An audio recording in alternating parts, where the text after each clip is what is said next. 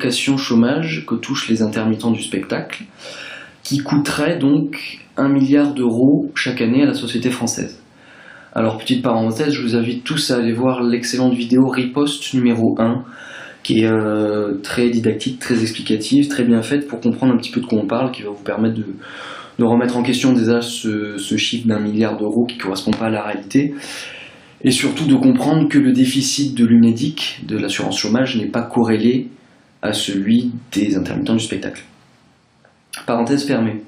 Moi, je veux simplement donner des chiffres pour qu'on sache un peu de quoi on parle, qu'on compare ce milliard, parce qu'à partir du moment où on parle de millions, encore plus de milliards, il y a plein de zéros, on ne sait plus à quoi ça correspond, donc il faut comparer.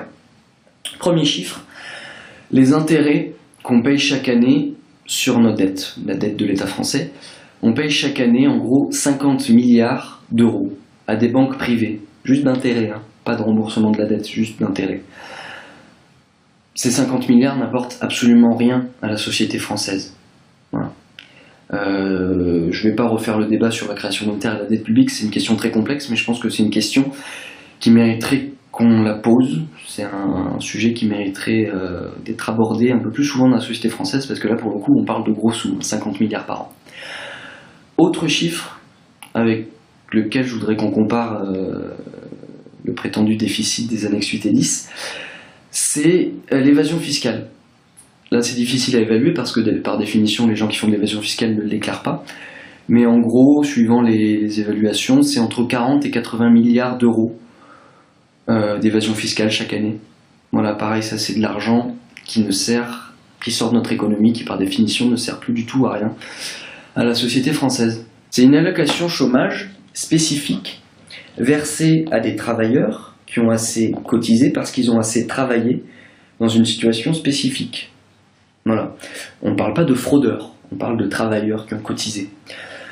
Cette allocation, donc, elle soutient un secteur qui est absolument clé dans l'économie française et qui soutient lui-même d'autres secteurs de l'économie. Pour prendre un exemple rapide, lorsque le Festival d'Avignon de théâtre a été annulé, ça a impacté des secteurs comme la restauration et l'hôtellerie, vraiment directement, et les pertes, c'est compté en milliards d'euros, là pour le coup aussi. Voilà. Je vais m'arrêter là, parce que je prétends pas apporter des réponses.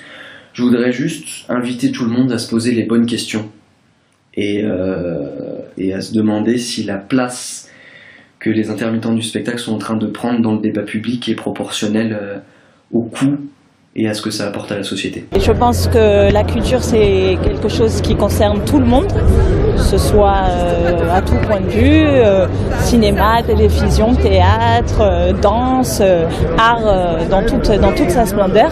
Les intermittents sont toujours dans l'ombre, mais s'ils ne sont pas là, il n'y a plus rien.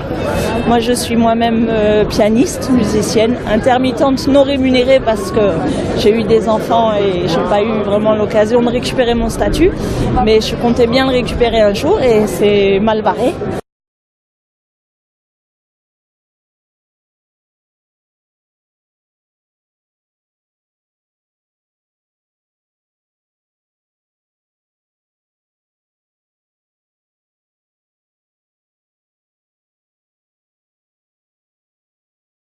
De s'attaquer au chômage, le MEDEF, avec l'oreille attentive du gouvernement, décide de s'attaquer aux chômeurs. Nous, on n'est pas d'accord. Donc on vient demander au ministère du Travail s'il compte agréer un accord qui ressemblera à celui qui est proposé par le MEDEF. C'est inadmissible.